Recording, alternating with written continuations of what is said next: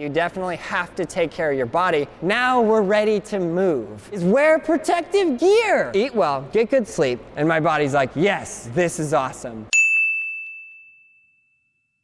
My name's Kyro. I'm a sponsored skateboarder from the San Francisco Bay Area, and today I'm gonna teach you how to skateboard.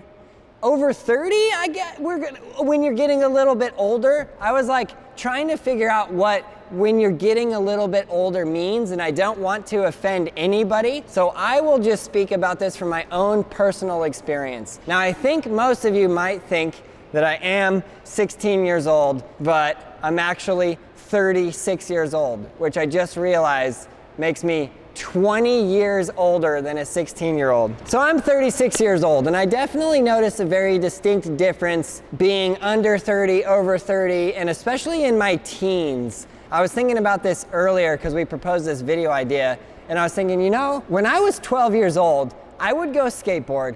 I would buy 4 McChicken sandwiches and a large orange soda, and that would be my meal for the day, and I would skate all day. And now, if I did that, I would probably be sick for a month, literally. I probably couldn't walk for 3 days. I just couldn't do that, right? So you have to take really good care of your body. It's funny because back in the day, it used to be like, oh, you get hurt, whatever. And now, it's like, do stretches, do yoga, make sure your body is well rested, well fed, all of this stuff that people are doing, whatever. It's like the best skateboarders on the planet right now are taking care of their bodies. They're doing things to help themselves. They're doing physical therapy. They're doing whatever workouts they're doing. They might not all talk about it, but to perform at a professional level like that, you definitely have to take care of your body, or it will break down and you'll try to do a trick and it will be like, no, you're not doing this trick. So with that said, I wanted to give you guys some helpful tips, some advice. I've heard some different schools of thought on this, on the first thing that I want to talk about, which is really stretching. Now, 100%, 100% after you skateboard, please stretch. You really need to stretch. I've heard different theories and different schools of thought on stretching before you skateboard. I've heard that it makes you more injury prone. And I'll also say in this video, I'm not a doctor. I'm just a skateboarder. I can only give you my own personal advice. I feel that a little bit of warm up and a little bit of stretching before a skateboard session will help you out a great deal. It's interesting because I was recently talking to Andy Anderson, and he was talking about, you know, some of these skaters that go and in their first 30 minutes of the session, they're like, oh, I completely forgot how to skateboard, I suck, I don't know why I can't land these tricks.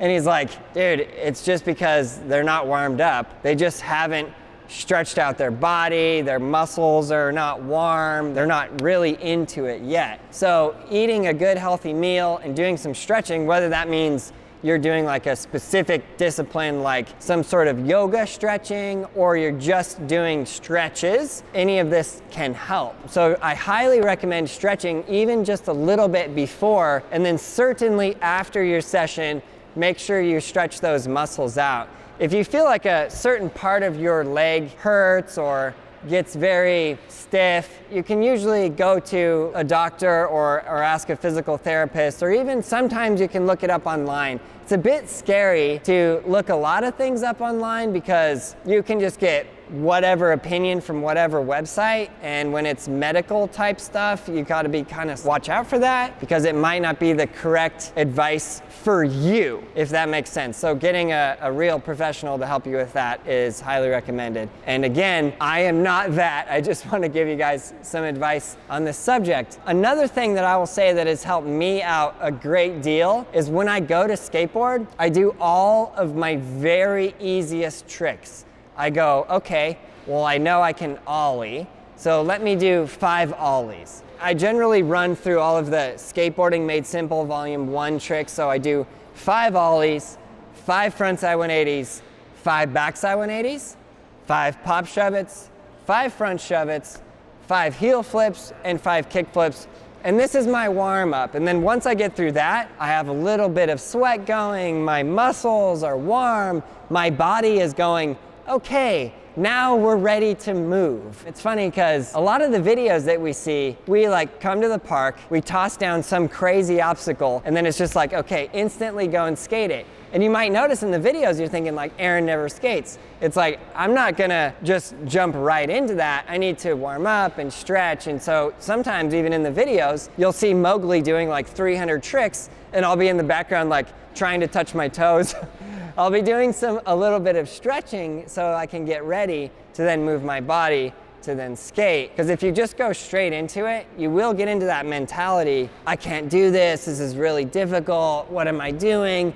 And once you get into that mentality, oh man, it can just get worse and worse and worse, because skateboarding there's a lot of mental aspect to it. You have to go into a trick thinking, okay, there are steps to this and I can learn those steps. And breaking down those steps is why I think our tutorials do really help. But there are steps, but you have to go into it like, I'm going to land this trick, I think I can do it, and when I do this attempt, I'm giving it my all because I have confidence in myself, my ability to do it. So if you're sitting there having a bad day going, I suck, this sucks, this is terrible, then yeah, you're gonna have a really hard time landing tricks because you're telling yourself you can't. So, which takes me into my next piece of advice. If you're having a really bad day, you don't need to skate that whole day.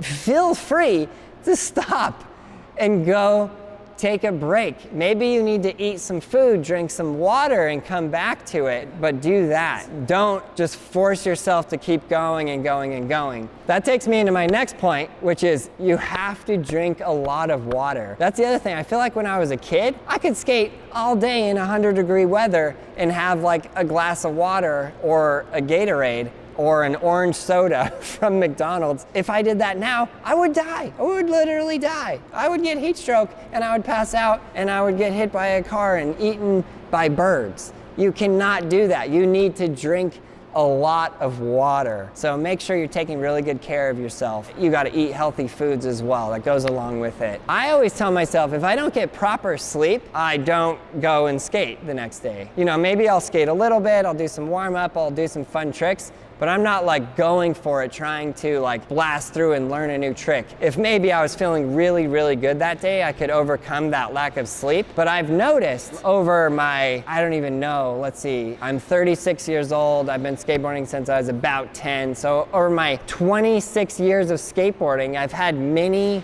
injuries. And I've noticed that every time I get injured, there's this common factor of I've generally been really overly fatigued, like literally had been skating for 8 hours and still doing tricks and still landing tricks fine, like not having a bad day, sometimes having the best skate days of my life. But then I'll do a tray flip on flat and have the worst sprained ankle.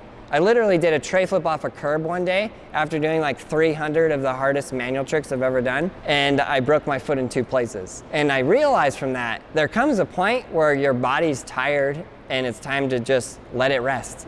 Just let it have a rest. The other thing I want to say is wear protective gear, like especially if you're starting. Our purpose, my purpose here at Braille Skateboarding, and the reason I put so much work and effort and energy into Braille Skateboarding is because I feel like we're helping a lot of new people start skateboarding, which is a passion of mine, because I feel like it helps the sport as a whole. Sport, lifestyle, whatever, that's a whole nother debate. Whatever you want to call it, it helps skateboarding as a whole to grow and become a great supportive community. So be supportive, and in order to grow, you have new people coming in. And we are getting these messages, which I think are awesome. They're like, hey, I used to skate 10 years ago, now I'm 35 and I'm picking it back up.